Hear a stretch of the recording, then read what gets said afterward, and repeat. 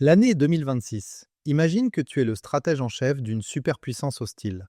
Tu as 500 000 soldats d'élite parfaitement entraînés, tu as une flotte navale ultra moderne avec des porte-avions et des destroyers, et tu as un budget militaire illimité avec la supériorité aérienne totale. Tu viens de donner l'ordre d'envahir la France et de prendre Paris. Tu n'es pas inquiet pour l'armée française. Faisons comme si l'armée française avait magiquement disparu. Pouf, parti. Plus de Leclerc, plus de Rafale, plus de légions étrangères, plus de gendarmerie mobile, juste la géographie, les villes, les gens et la météo. Tu penses que ça va être une promenade militaire? Tu penses que tu vas prendre l'Élysée en 3 semaines? Mon ami, tu es sur le point de marcher dans un champ de mines logistique qui a brisé tous les empires depuis 2000 ans. Tu vois, la France n'est pas juste un pays avec de jolies boulangeries et des musées.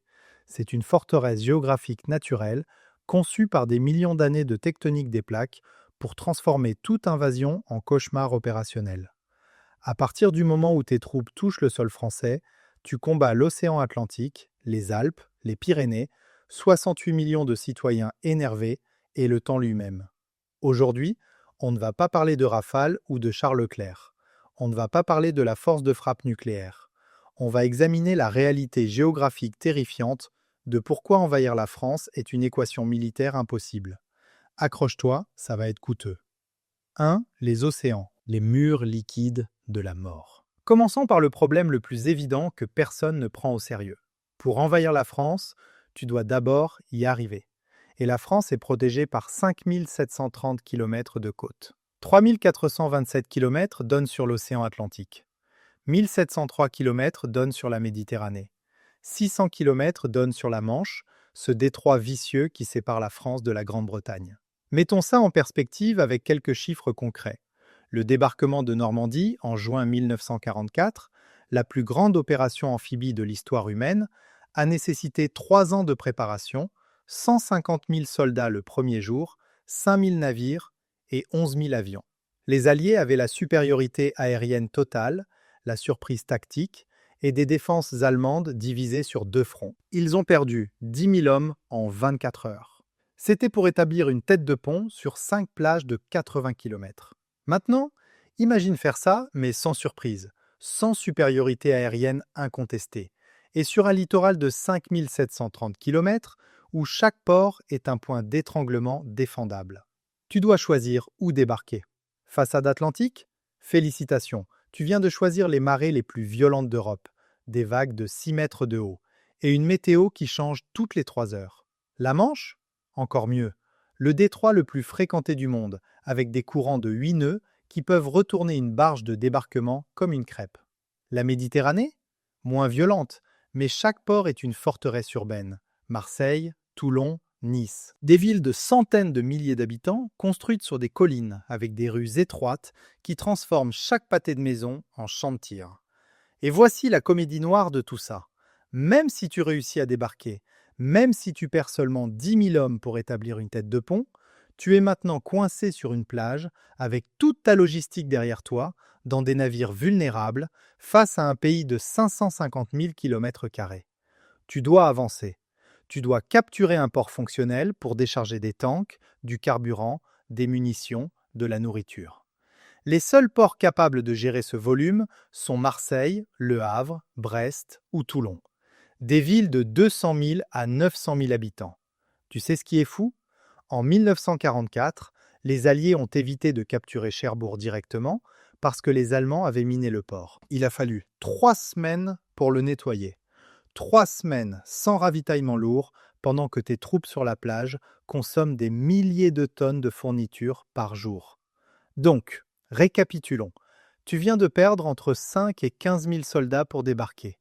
Tu dois maintenant prendre un port urbain fortifié sous un feu défensif constant. Chaque jour de retard, c'est 10 000 tonnes de fournitures qui ne passent pas. Tes hommes commencent à rationner, le moral chute. Et tu n'as même pas encore quitté la côte. On va parler de ce qui t'attend à l'intérieur des terres plus tard. Mais si tu penses que ça, c'est grave, attends de voir les montagnes. 2.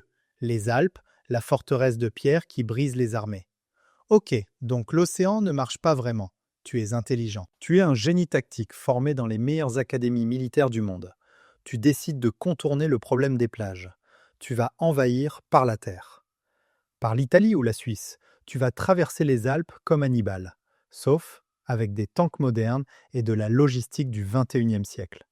Félicitations, tu viens de te piéger toi-même dans le plus grand cimetière militaire d'Europe. Les Alpes forment une barrière naturelle de 1200 km entre la France et l'Italie, la Suisse et une partie de l'Allemagne. Le point culminant, le Mont Blanc, s'élève à 4808 mètres. C'est plus haut que 14 terrains de football empilés verticalement. La chaîne alpine compte des centaines de sommets au-dessus de 3000 mètres. Il existe exactement 7 cols praticables pour des véhicules militaires lourds. Le col du Mont-Cenis, le col du Petit-Saint-Bernard, le col du Mont-Blanc via le tunnel, le col de Montgenèvre, le col de l'Arche, le col de la Bonnette et le col de Tende. 7 passages sur 1200 km. Fais les calculs. Ça veut dire que ton armée de 500 000 hommes doit se concentrer dans des goulets d'étranglement de quelques kilomètres de large, sur des routes de montagne en lacets, où un seul camion renversé bloque une colonne entière pendant des heures. Pense-y une seconde. Hannibal Barca a traversé les Alpes en 218 avant Jésus-Christ avec 38 000 soldats et 37 éléphants de guerre. Quand il est arrivé en Italie du Nord, il lui restait 20 000 hommes. Il a perdu presque la moitié de son armée au froid, aux avalanches, à la faim et aux escarmouches avec les tribus locales. Et Hannibal était un génie militaire qui a terrorisé Rome pendant 15 ans. Il n'avait pas à gérer des tanks de 50 tonnes ou des camions de ravitaillement qui consomment 200 litres de diesel par jour. Maintenant, imagine ton convoi militaire moderne. Un char Léopard ou un Abrams pèse 63 tonnes. Les routes alpines ont des virages en épingle à cheveux avec des pentes de 15%. La neige tombe d'octobre à mai. Les tunnels, comme celui du Mont Blanc, font 11,6 km de long, 3,50 m de haut et peuvent être fermés, piégés ou effondrés avec 2 tonnes d'explosifs placés stratégiquement. Un seul tunnel détruit et ta colonne blindée devient une file de ferraille coincée à 2000 mètres d'altitude pendant que la température descend à moins 20 degrés Celsius la nuit. Et voici le pire, même si tu réussis à traverser, même si tu perds seulement 20% de tes forces aux avalanches et aux embuscades dans les cols, tu arrives où? Dans les vallées alpines, Grenoble, Annecy, Chambéry, des villes construites dans des vallées étroites entourées de montagnes de 3000 mètres. Chaque vallée est un cul-de-sac défendable. Chaque pont sur l'Isère ou le Drac peut être détruit. Tu viens de transformer une guerre de mouvement en une guerre de siège dans le terrain le plus hostile d'Europe. Voici l'ironie. Les Alpes ne sont pas juste une barrière physique, c'est une barrière logistique. Ton armée consomme des milliers de tonnes de fournitures par jour. Nourriture, carburant, munitions, pièces de rechange, fournitures médicales. Tout ça doit passer par 7 cols de montagne sur des routes à une voie où un seul camion en panne crée un embouteillage de 20 km. Pendant l'hiver, c'est pire. Les tempêtes de neige ferment les cols pendant des jours. Tes troupes gèlent, tes véhicules tombent en panne, ton avance s'arrête. Et pendant que tu es coincé dans les montagnes, le reste de la France se mobilise. On va parler du sud après. Mais même si tu réussis à traverser les Alpes, tu as devant toi 550 000 km² de territoire français. Les Alpes ne sont que le premier mur, et tu viens de perdre 1/5 de ton armée pour le franchir. Alors, essayons le sud. 3. Les Pyrénées, le mur oublié que personne ne franchit. Peut-être que tu es plus malin que Napoléon. Peut-être que tu regardes une carte et tu penses « les Alpes sont impossibles, mais qu'en est-il de l'Espagne ?» Tu vas envahir la France par le sud, à travers les Pyrénées. Moins célèbre que les Alpes, donc sûrement plus facile. Réfléchis encore. Les Pyrénées forment une barrière naturelle de 430 km entre la France et l'Espagne, de l'océan Atlantique à la Méditerranée. La chaîne compte des sommets jusqu'à 3404 mètres avec le pic d'Aneto. Contrairement aux Alpes, les Pyrénées n'ont pas de grandes vallées intérieures. C'est un mur continu de pierres et de forêts, avec exactement 15 passages praticables pour des véhicules. 15 sur 430 km. Les cols des Pyrénées sont plus étroits, plus sinueux et plus isolés que ceux des Alpes. Le col du Somport culmine à 1632 mètres avec des pentes de 12%. Le col du Pourtalais monte à 1794 mètres. Le col de Puymorin atteint 1915 mètres. Chaque passage est une route à deux voies où deux camions militaires peuvent à peine se croiser. Un seul véhicule détruit au mauvais endroit et ta colonne est bloquée pendant des heures. Selon les archives militaires de la guerre péninsulaire napoléonienne entre 1807 et 1814, les armées françaises et britanniques ont passé 7 ans à se battre dans les Pyrénées sans qu'aucun camp ne parvienne à percer durablement. Pourquoi ? Parce que chaque vallée est un champ de bataille isolé. Tu prends un col, tu descends dans une vallée et tu te retrouves face à un autre col, puis un autre, puis un autre. Les Pyrénées ne sont pas une barrière, c'est un labyrinthe vertical. Mettons ça en perspective. Napoléon a envahi l'Espagne en 1808 avec 300 000 soldats. Il contrôlait Madrid, il avait l'armée la plus puissante d'Europe et il n'a jamais réussi à sécuriser complètement les Pyrénées. Les guérilleros espagnols et les troupes britanniques ont transformé chaque col en piège. Les convois de ravitaillement français étaient attaqués en permanence. Les garnisons isolées dans les vallées étaient coupées et détruites. Après 6 ans, Napoléon a perdu 300 000 hommes en Espagne. Pas dans une grande bataille décisive, lentement, un convoi à la fois, une embuscade à la fois. Et voici la comédie noire de tout ça. Même si tu traverses les Pyrénées, tu arrives où ? Dans le sud-ouest de la France. Toulouse, Bordeaux, Pau, des villes à 150 km des montagnes, reliées par des routes qui traversent des collines, des forêts et des rivières. Tu viens de passer 3 semaines à perdre 15% de tes forces dans les montagnes pour déboucher dans une région sans valeur stratégique immédiate.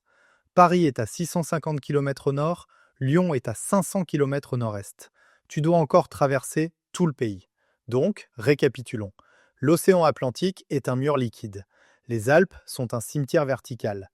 Les Pyrénées sont un labyrinthe qui broie les armées lentement.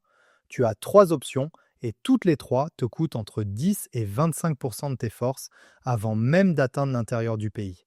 Alors essayons le nord, la route classique, la route que tout le monde a essayée. Sûrement que c'est plus facile. Petite pause. Si tu apprécies cette descente dans la folie hypothétique de l'invasion géographiquement impossible, abonne-toi. On couvre la géopolitique brutale, l'histoire militaire et les vérités économiques que personne ne veut entendre chaque semaine. Aussi, dis-moi dans les commentaires si tu devais envahir la France.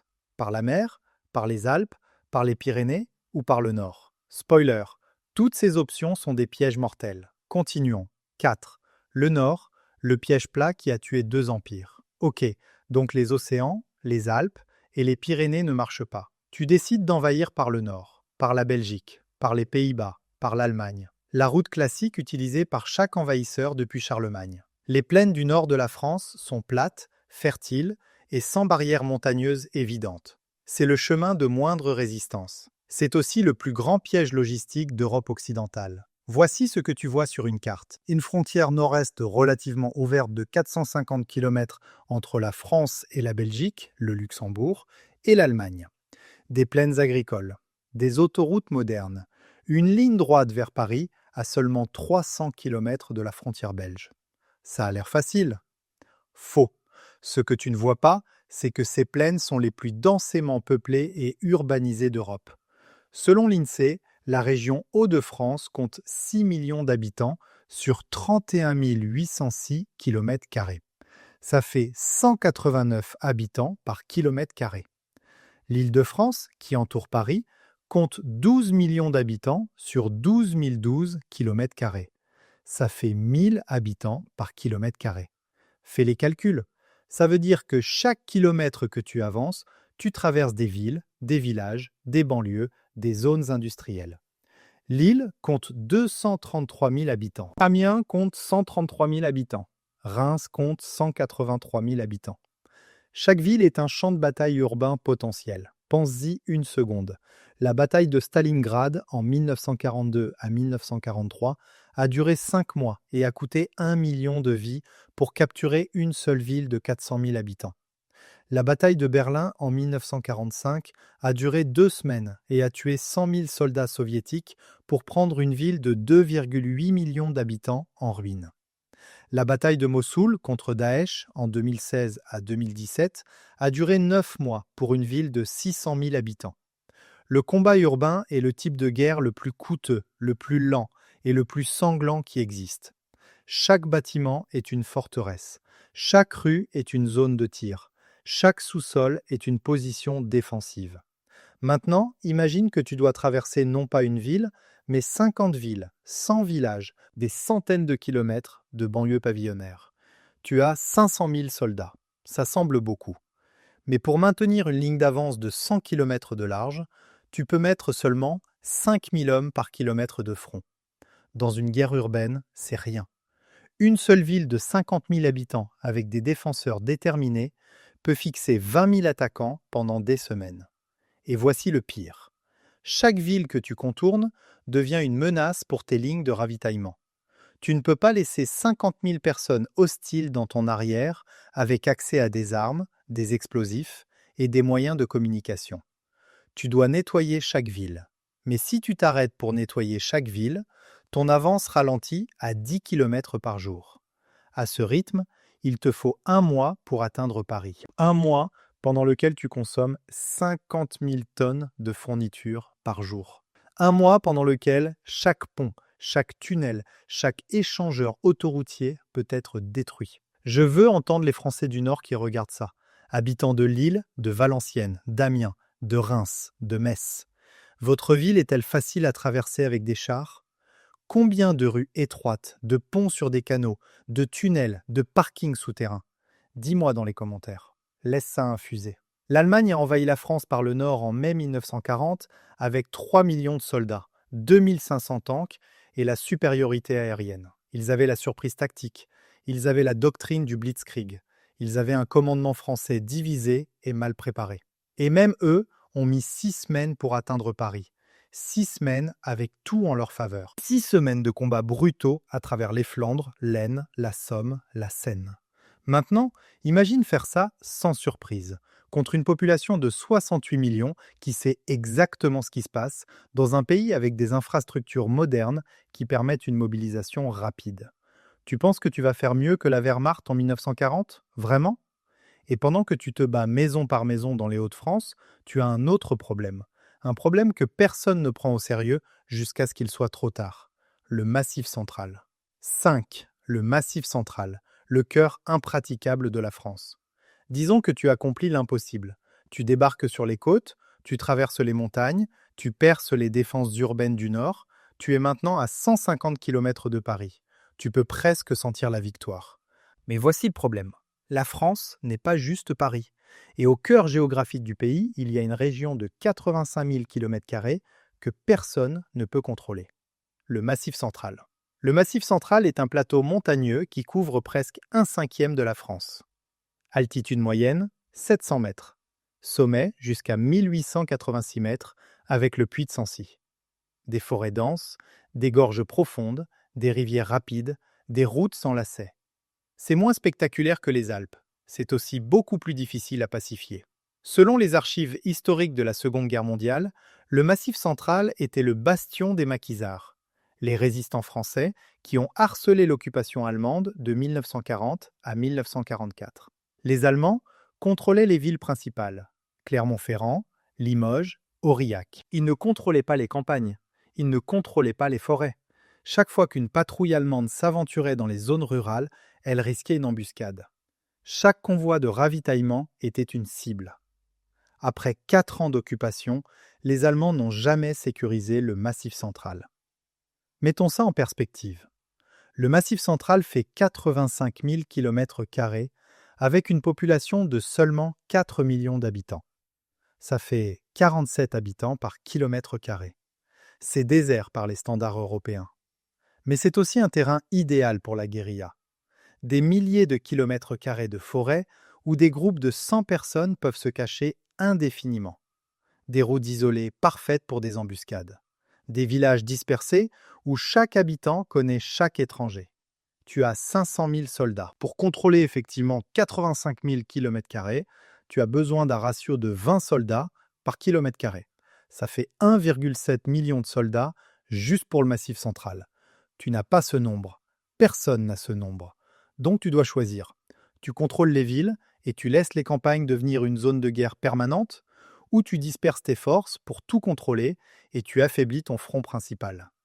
Bienvenue dans le dilemme afghan, bienvenue dans le Vietnam, bienvenue dans chaque insurrection moderne où une force occupante technologiquement supérieure est saignée lentement par des attaques de petite échelle répétées jusqu'à ce que le coût politique et économique devienne insupportable. Et voici l'ironie noire de tout ça. Le Massif central n'est même pas le plus grand problème. La géographie, c'est une chose. Les gens, c'en est une autre. 6. La population, la nation armée, qui ne se rendra pas. Parlons de la variable que toutes les simulations militaires sous-estiment systématiquement. Les humains. La France a une population de 68 millions de personnes. Tu arrives avec 500 000 soldats, fais les calculs. Ça fait un ratio de 136 civils pour un soldat. Même si seulement 1% de la population résiste activement, tu fais face à 680 000 combattants irréguliers, plus que ton armée entière. Selon l'Office français de la biodiversité, il y a 1,1 million de chasseurs titulaires d'un permis de chasse en France. 1 100 000 personnes qui savent tirer, qui possèdent des armes et qui connaissent la campagne française mieux que n'importe quel envahisseur étranger. Ajoutons 100 000 gendarmes actifs, ajoutons 200 000 policiers, ajoutons des dizaines de milliers d'anciens militaires, ajoutons des millions de citoyens ordinaires avec accès à des voitures, des camions, des téléphones et la connaissance intime de chaque rue, chaque route, chaque raccourci. Tu vois ce qui est fou ? Pendant la Seconde Guerre mondiale, la résistance française comptait environ 400 000 membres actifs à son apogée en 1944. Ces 400 000 personnes, sans entraînement militaire formel, sans armes lourdes, sans supériorité aérienne, ont réussi à saboter 3000 trains, détruire des centaines de ponts, assassiner des milliers de collaborateurs et fournir des renseignements vitaux aux Alliés. Ils ont ralenti le redéploiement de la 2e Panzer-Division SS de 15 jours avant le débarquement de Normandie. 15 jours qui ont permis aux Alliés de consolider leur tête de pont. Maintenant, imagine cette résistance, mais avec des smartphones, des drones civils, des réseaux sociaux cryptés et une infrastructure de communication moderne. Imagine 1 million de personnes avec des armes qui peuvent coordonner des attaques en temps réel. Tu occupes Paris ? Félicitations. Il y a 67 millions de personnes dans le reste du pays. Tu occupes Lyon ? Super. Il y a toujours 66 millions de personnes. Tu occupes Marseille, Toulouse, Bordeaux, Lille ? Il reste 64 millions de personnes. À quel moment tu gagnes ? Et voici le pire. La France a une mémoire culturelle de la résistance. Chaque enfant français apprend l'histoire de Jean Moulin, de Lucie Aubrac, des maquisards, de la France libre. Ce n'est pas une abstraction historique, c'est une partie de l'identité nationale. L'idée qu'une occupation étrangère puisse être acceptée passivement est culturellement impensable. Pense-y une seconde. Tu as conquis Paris, tu contrôles les grandes villes. Et chaque jour, 10 convois militaires sont en embuscade. Chaque jour, 20 soldats disparaissent. Chaque jour, 3 dépôts de carburant explosent. Chaque jour, les lignes de communication sont coupées. Tu ne peux pas patrouiller toutes les routes. Tu ne peux pas protéger tous les ponts. Tu ne peux pas fouiller tous les bâtiments. Et pendant que tu essaies, tu consommes des milliers de tonnes de fournitures qui doivent traverser un pays hostile. Je veux connaître l'avis des Français qui regardent cette vidéo. Si un envahisseur étranger prenait le contrôle de ta ville demain, que ferais-tu ? Collaboration ? Résistance passive ? Résistance active ? Sois honnête. Dis-moi en commentaire. Mais attends, tu contrôles les villes, tu combats une insurrection dans les campagnes, et tu dois encore résoudre un problème fondamental. Comment tu déplaces une armée à travers un pays qui ne veut pas que tu sois là ? 7. Les fleuves, les douves modernes qui découpent le territoire. La France est traversée par 5 grands fleuves et des dizaines de rivières majeures. La Loire fait 1006 km. Le Rhône fait 813 km. La Seine fait 777 km. La Garonne fait 529 km. Le Rhin marque la frontière Est sur 190 km. Chaque fleuve est une barrière naturelle large de 100 à 500 mètres qui divise le pays en zones distinctes. Selon l'IGN, il y a environ 100 000 ponts routiers et ferroviaires en France. 100 000 points de passage qui peuvent être détruits, minée ou défendue. Tu vois où ça mène? Pour avancer dans n'importe quelle direction, tu dois traverser au moins un fleuve majeur. Pour atteindre Paris depuis le nord, tu dois traverser la Seine. Pour atteindre Lyon depuis l'est, tu dois traverser le Rhône. Pour atteindre Toulouse depuis le nord, tu dois traverser la Garonne. Chaque traversée de fleuve est une opération militaire complexe. Tu as besoin de ponts pontonniers, de barges, de génie militaire, de couverture aérienne et de plusieurs heures pour faire passer une division blindée. Pendant ces heures, ta colonne est vulnérable. Un seul tir d'artillerie bien placé, une seule frappe de drone, et tu perds un pont temporaire qui a coûté 6 heures à construire. Mettons ça en perspective avec un exemple historique. En mars 1945, les Alliés ont lancé l'opération Plunder pour traverser le Rhin et entrer en Allemagne. Ils avaient 1,2 million de soldats, la supériorité aérienne totale, et face à eux, une Wehrmacht épuisée et désorganisée. La traversée a nécessité 100 000 obus d'artillerie, 16 000 parachutistes et 2 jours de combats intenses. Ils ont perdu 4 000 hommes pour franchir un seul fleuve. C'était contre un ennemi vaincu. Maintenant, imagine faire ça contre une force qui contrôle les deux rives, qui a détruit tous les ponts permanents et qui attend que tu sois à mi-traversée pour te pilonner. Et voici l'ironie. Les fleuves français ne sont pas juste des obstacles tactiques. C'est un réseau de défense en profondeur. Tu traverses la Seine, il y a la Loire. Tu traverses la Loire, il y a la Garonne. Tu traverses le Rhône, il y a la Saône, l'Isère, la Durance. Chaque fleuve te ralentit de 2 à 5 jours. Chaque traversée te coûte des centaines d'hommes et des tonnes de matériel. Donc, récapitulons ton avance. Tu débarques sur les côtes, 2 semaines et 10 000 hommes. Tu traverses les plaines urbaines du Nord, 4 semaines et 15 000 hommes. Tu franchis 3 fleuves majeurs, 6 jours et 2 000 hommes. Tu combats une insurrection constante, 500 hommes par semaine. Au bout de 2 mois, tu as perdu 35 000 soldats. Tu as consommé 3 millions de tonnes de fournitures. Et tu n'as même pas encore pris Paris. Mais attends, tu penses que tu peux utiliser les routes et les voies ferrées françaises pour accélérer ton avance? Laisse-moi te raconter pourquoi c'est hilarant. 8. L'infrastructure inutilisable, le réseau qui se retourne contre toi. Regardons une carte routière de la France, c'est magnifique. 12 000 km d'autoroutes, 1 million de kilomètres de routes nationales, départementales et communales, 30 000 km de voies ferrées. Un réseau de transport dense, moderne, efficace, qui connecte chaque ville, chaque village. Exactement ce dont tu as besoin pour déplacer 500 000 soldats rapidement. C'est aussi exactement ce que les défenseurs vont détruire en premier. Selon la SNCF, le réseau ferroviaire français compte environ 3 000 ponts ferroviaires majeurs, 3 000 points de défaillance critique. Détruis 50 ponts stratégiquement choisis et tu isoles Paris. Détruis 100 ponts et tu divises le pays en 6 zones déconnectées. Chaque pont détruit nécessite 2 semaines à 6 mois pour être réparé, selon les dégâts et les ressources disponibles. Les autoroutes sont pires. L'autoroute A1 entre Lille et Paris passe par 42 échangeurs, 18 viaducs et 6 tunnels majeurs. L'autoroute A6 entre Paris et Lyon traverse 120 km de forêts et de collines avec des dizaines de ponts et de passages supérieurs.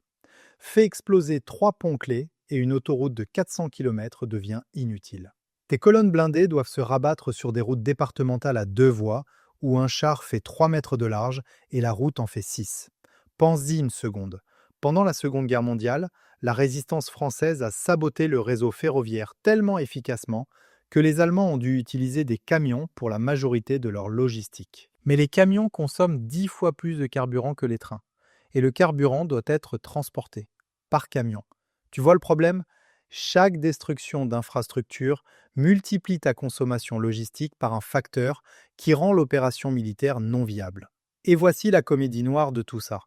Tu occupes les villes principales, tu contrôles Paris, tu déclares victoire, mais tu dois encore maintenir des lignes de ravitaillement de 1000 km à travers un pays hostile.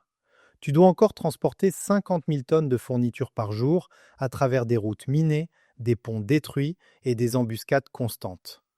Combien de temps tu peux maintenir ça? 6 mois? 1 an? 5 ans? Les États-Unis ont occupé l'Afghanistan pendant 20 ans avec une supériorité aérienne totale, une logistique moderne et un budget illimité. Ils n'ont jamais sécurisé les routes rurales. Chaque convoi était une cible. Au final, ils sont partis. Pas parce qu'ils ont perdu militairement, mais parce que le coût de maintenir l'occupation était politiquement et économiquement insupportable.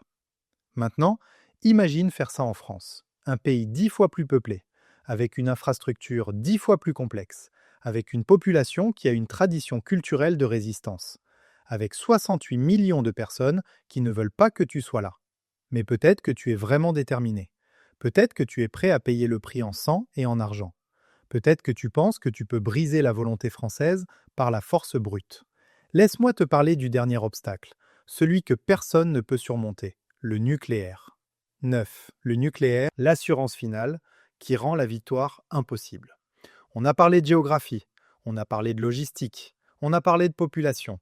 Maintenant, parlons de la réalité qui annule tous tes plans. La France possède environ 290 têtes nucléaires opérationnelles. 4 sous-marins nucléaires lanceurs d'engins de la classe Le Triomphant. 50 avions Rafale équipés de missiles de croisière nucléaires ASMPA. Une doctrine de dissuasion appelée la force de frappe qui est très claire. Si l'existence de la nation française est menacée, le nucléaire sera utilisé. Mettons ça en perspective. Un sous-marin Le Triomphant transporte 16 missiles balistiques M51. Chaque M51 transporte 6 têtes nucléaires de 100 kilotonnes. Une seule ogive de 100 kilotonnes peut détruire le centre d'une ville de 2 millions d'habitants. Un seul sous-marin peut détruire 96 cibles. Et la France a 4 sous-marins, avec au moins un en mer à tout moment. Impossible à localiser, impossible à neutraliser. Tu vois ce qui est fou? La doctrine nucléaire française n'est pas la même que celle des États-Unis ou de la Russie. Ce n'est pas destruction mutuelle assurée, c'est dissuasion du faible au fort. La France a explicitement dit qu'elle utiliserait l'arme nucléaire contre une invasion conventionnelle si l'existence de la nation est en jeu. Ce n'est pas une menace vide, c'est une politique d'État codifiée depuis Charles de Gaulle en 1960. En 1996, le président Jacques Chirac a réaffirmé la doctrine française de frappe d'avertissement. Si une invasion majeure se produit, la France peut lancer une frappe nucléaire tactique sur une cible militaire de l'agresseur, pas pour gagner la guerre, mais pour démontrer sa volonté d'escalader jusqu'à l'apocalypse nucléaire totale si l'agression continue. C'est un pari ultime. Arrête ou nous détruisons ta capitale et tu détruis la nôtre, et personne ne gagne. Laisse ça infuser. Tu es à 200 km de Paris. Tu as perdu 50 000 hommes. Tu as dépensé 1 trillion de dollars. Ta logistique est étirée au maximum. Tes troupes sont épuisées. Et soudain, un missile balistique tombe sur ton port de ravitaillement principal et vaporise 10 000 tonnes de fournitures et 20 navires. Tu fais quoi? Tu escalades vers un échange nucléaire total où des centaines de millions de personnes meurent, ou tu arrêtes. Voici l'ironie finale. Le nucléaire ne gagne pas les guerres, mais il rend certaines guerres impossibles à gagner. Tu peux conquérir la France militairement. Tu peux prendre toutes les villes. Mais si la France décide qu'elle préfère l'annihilation mutuelle à la capitulation, tu as perdu. Parce que tu ne peux pas occuper un pays qui n'existe plus. Et tu ne peux pas déclarer victoire si ta propre capitale est un cratère radioactif. C'est le cheat code ultime de la dissuasion nucléaire. La menace crédible de suicide national qui rend l'invasion rationnellement indéfendable. Tu ne combats pas juste une armée ou une population. Tu combats une nation qui a les moyens techniques et la volonté déclarée de tout détruire plutôt que de se rendre. Donc, récapitulons ta situation. 10. Le verdict. L'hexagone imprenable qui brise les empires. Faisons le bilan complet de ton invasion hypothétique. Tu arrives avec 500 000 soldats, la supériorité aérienne, des milliards de dollars de budget et la conviction que tu peux conquérir la France. Qu'est-ce qui se passe réellement? Donc, récapitulons ton plan d'invasion. 1. Les océans. Tu dois débarquer sur 5730 km de côte contre des marées violentes, une météo imprévisible et la nécessité de capturer un port urbain fortifié. Tu perds 10 000 hommes le premier mois. 2. Les montagnes. Si tu choisis les Alpes, tu traverses 1200 km de terrain vertical avec 7 cols défendables qui broient 20% de tes forces. Si tu choisis les Pyrénées, tu perds 15% dans un labyrinthe de vallées isolées. 3. Les fleuves et les villes.